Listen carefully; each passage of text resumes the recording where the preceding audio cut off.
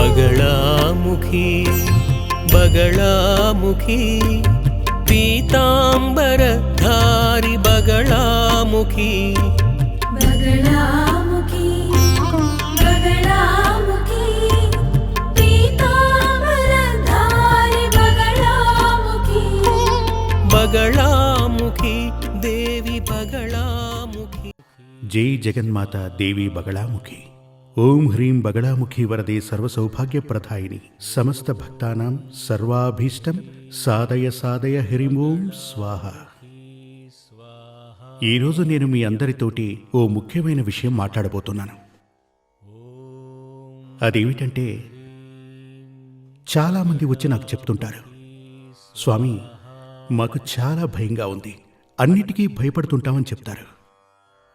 ఉద్యోగం చేస్తున్నాను, కానీ నా పై అధికారులు ఏదైనా అంటారేమో, ఉద్యోగంలోంచి తీసేస్తారేమో, వ్యాపారం చేసేంత డబ్బు కూడా ఉంది, కానీ వ్యాపారం చేస్తే ఏమవుతుంది, ఇలా ప్రతిదానికి భయం. కొంతమంది వచ్చి చెప్తుంటారు మా పిల్లలకి భయమండి అని. ఇంకొంతమంది అంటారు పరీక్షలు రాయటానికి వెళుతున్నప్పుడు, ఎగ్జామ్కి వెళుతున్నప్పుడు భయం వస్తే అన్నీ మర్చిపోతుంటామంటారు. అంతేకాదు, భయం కొందరికి ఇంట్లో ఒంటరిగా ఉండాలంటే భయం, ఒంటరిగా నడవాలన్నా భయం. ఇలా చాలామందికి భయం అనేది ఒక ప్రశ్నగా మారింది. నేను ఇదివరకే మీ అందరితోటి చెప్పటం జరిగింది, మనసుకి అధిపతి చంద్రుడు. భయం అనేది మనలో ఎక్కడ పుడుతుంది? మనసులోనే కదా, అవునా కదా? మనసులోంచే భయం పుడుతుంది. నిజానికి మనసు అనేది లేనే లేదు. ఉందా? ఒక నిర్జీవ శరీరాన్ని పోస్టుమార్టం చేసి అవయవాలు బయటికి తీసినప్పుడు అందరికీ పిలిచి చెప్పగలమా, ఇది నా మనసు? మనసు అనేది ఒక ఏమని చెప్పచ్చు, ఒక అవయవం. అది మనకు లేదు. కానీ అందరూ చెప్తుంటారు మనసు మనసు అని. నిజంగానే మనసు అనేది ఒకటి ఉంది. ఇంతకీ మనసు అంటే ఏమిటి? మనసు అంటే అర్థమేమిటంటే, అది మనలోని థింకింగ్, మనలోని ఆలోచనలు, మనలోని భావనలు. ఆ ఆలోచనలకు రూపాన్ని కల్పించే ఓ భావన, అదే మనసు. ఆలోచనలకు రూపకల్పన చేస్తే మనకు కనిపించే భావనే మనసు. అందుచేతనే మనసు పర్మనెంట్గా ఉండదు. ఇప్పుడు కొంతకాలం ఓ ఇద్దరు బాగా కలిసి ఉంటారు, ఆ తర్వాత బద్ధశత్రువులుగా మారిపోతారు. ఇవన్నీ కూడా ఆ మనోనిలయంలో జరుగుతుంటాయి. ఈ మనోనిలయం మనలో భయాన్ని సృష్టిస్తుంది. ఒక వ్యక్తి జాతకంలో మనసుకి అధిపతి చంద్రుడే, మనోకారకుడు చంద్రుడు అంటూ ఉంటారు. ఆ చంద్రుడు జాతకం ప్రకారం బలహీనంగా ఉంటే, అదేవిధంగా రెండవ స్థానం, లగ్నం, ఈ మూడు ఎప్పుడు కూడా జ్యోతిష్య శాస్త్ర ప్రకారం ఒక గ్రహాన్ని చూసి జాతక ఫలం చెప్పడం మూఢత్వం, అవునా కదా?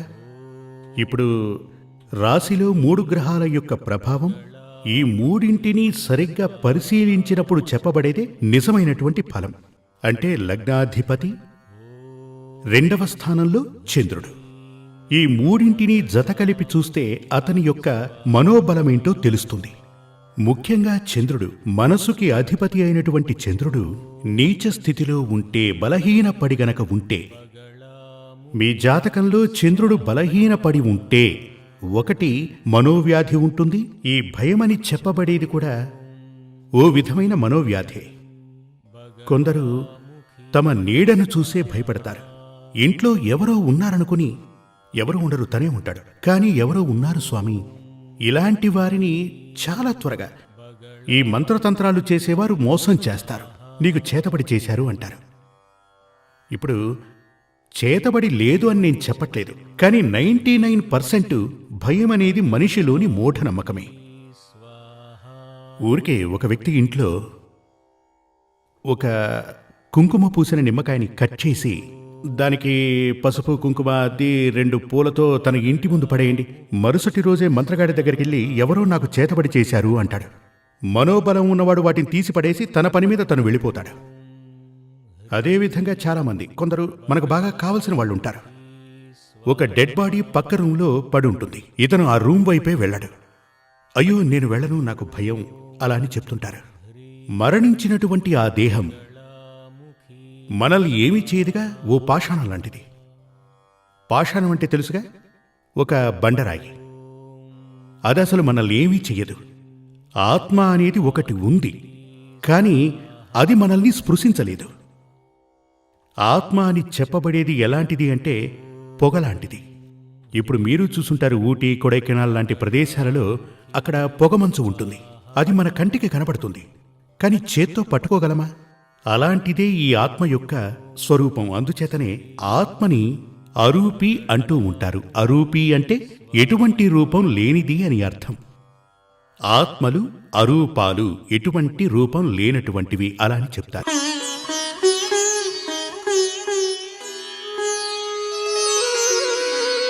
సౌవర్ణాసన సంస్థితాం త్రినయనాం పీతాంశుకోల్లాసినీ హేమాబాంగరుచీం శశాంకమకుటాం సత్యంబగస్రగ్యుతా. అంటే ఈ ఆత్మలు మనల్ని పొగల అంటే పొగమంచులా మారి ఒక్కోసారి మనకు అవి కనిపించే ప్రయత్నం చేస్తాయి. వాటిని చూసినప్పుడు మనోబలం లేనటువంటి వ్యక్తులు భయపడుతుంటారు. కొంతమంది మీరు చూసుంటారు, ఇప్పుడు దయ్యం పట్టి ఆడుతుంటారు కదా, ఒంటికి దయ్యం పట్టింది, పిశాచి పట్టింది. నిజానికి అలాంటివేవీ లేవు. బాగా అర్థం చేసుకోండి. ఇది కేవలం ఓ భావన.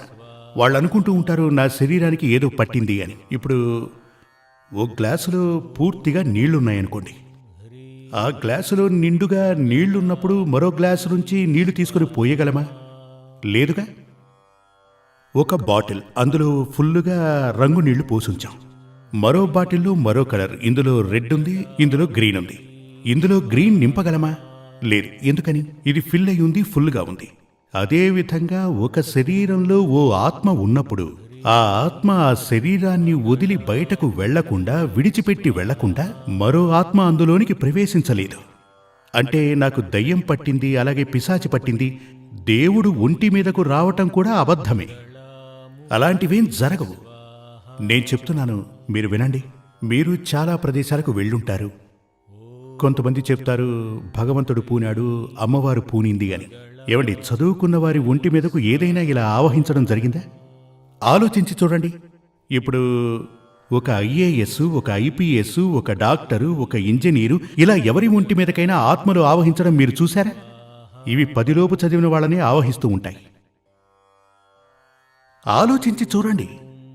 ఇదంతా కూడా ఓ మనోవ్యాధి. కొందరికి దైవం పూనింది అనే భావన ఉంటుంది, మరికొందరికి దయ్యం పట్టుకుంది అన్న భావన ఉంటుంది.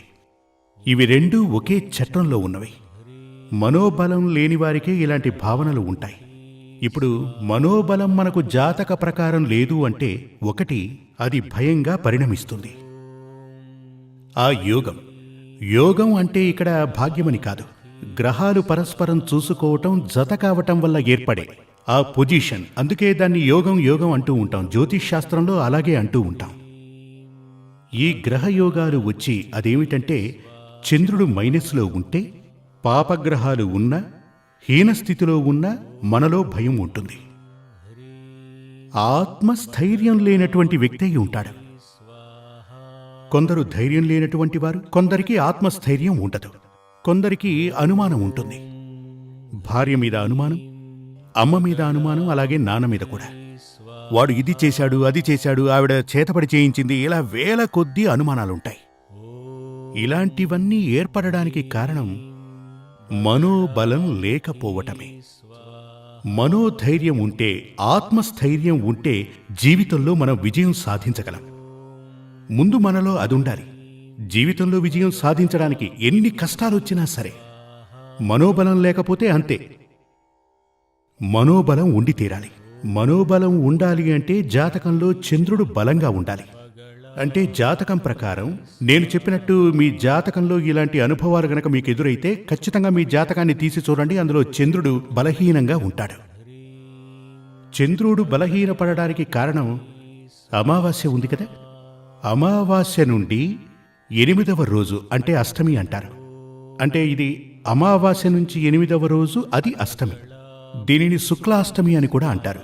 శుక్లాష్టమి నుంచి పౌర్ణమి వరకు, అంటే పౌర్ణమి తర్వాత మరో అష్టమి కూడా వస్తుంది. అది కృష్ణ అష్టమి, కృష్ణపక్షంలో వస్తుంది గనక అది కృష్ణాష్టమి. అంటే మీ జాతకంలో ఆ చంద్రుడు శుక్లాష్టమికి కృష్ణాష్టమికి మధ్యలో ఉన్నవాడైతే ఆ చంద్రుడికి బలముందని అర్థం. లేదు అంటే బలం లేనటువంటి చంద్రుడు. మీకవన్నీ అక్కర్లేదు. మీకలాంటి భావనలు కలిగినా, మనసులో మనోవ్యాధి ఉందని తలచినా మీకు చంద్రుడు నీచ స్థితిలో ఉన్నట్టే. దీనికి మానసమిత్ర వటకం అనే ఔషధమే ఉంది. అదేవిధంగా మానసమిత్ర హోమం అనేది కూడా ఉంది. మానసమిత్ర వటకంలో వాడేటువంటి ఔషధాలతో హోమం చేయటం ద్వారానే దీనిని మందులా వాడతాం, దీనిని మంత్రంగా వాడతాం. రెండిటినీ వాడచ్చు. ఇదివరకటి రోజులో మందు మంత్రం అని చెప్పేవాళ్ళు కదా. కొన్ని పద్ధతుల్లో మంత్రం ఒకేలా ఉంటుంది, కానీ మంత్రాల పద్ధతి మారితే బలం కూడా మారుతుంది. మనం పురాణాల్లో చూసి ఉంటాం కదా, రాముడు విల్లు సంధిస్తాడు. ఒక మంత్రాన్ని జపించి విల్లుని సంధించినప్పుడు అక్కడ భయంకరంగా నిప్పు కురుస్తుంది. ఇదే ఆగ్నేయాస్త్రం.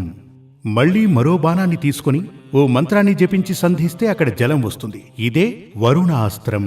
అంటే అస్త్రం ఒకటే, మంత్రం మారినప్పుడు ఫలం కూడా మారుతుంది. అదే విధంగా పద్ధతులు మారినప్పుడు మంత్రం ఒక్కటే అయినా ఫలితాలు మారుతాయి.